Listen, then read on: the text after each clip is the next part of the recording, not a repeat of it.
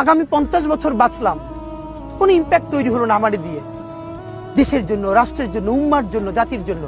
কিন্তু আমি ধরেন 5 বছর বাঁচলাম, সেটার মধ্য দিয়ে যদি আগামী 50 বছরের ইম্প্যাক্ট তৈরি হয়, তাহলে অনেকদিন বেঁচে থাকায় কি সাফল্যের বলেন?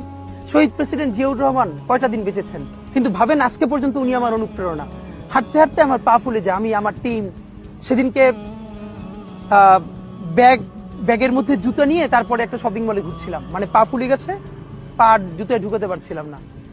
তো জিয়াউর রহমানের একটা ওনার গল্প মনে পড়ছিল, যিনি মাইলকে মাইল যখন হাঁটতেন ওনার সাথে স্টাফদের পা ফুলে যেত, কিন্তু ওনার তো আর্মি ট্রেনিং আছে। তখন তাকে বলতো যে স্যার আপনার তো আর্মি ট্রেনিং, আমরা তো আর পারি না। এই জন্য ওনাকে মানুষ রাখাল রাজা বলতো।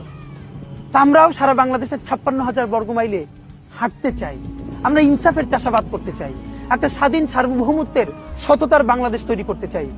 কোটি জনতা কাঁদে আজ নিঃশব্দ আহাজারি, একজন মানুষ গেলেও হারায় না ইতিহাসের ডায়েরি। ওর সন্তান মাত্র 8 মাস বয়স, ও তো কোনোদিন ওর বাবার চেহারা কথা বলতে পারবে না। ওর ছেলে আর কোনোদিন জানবে না যে আমার বাবা কেমন ছিল। ভাইরা আমার, ওসমান হাদি আর ফিরে আসবে না।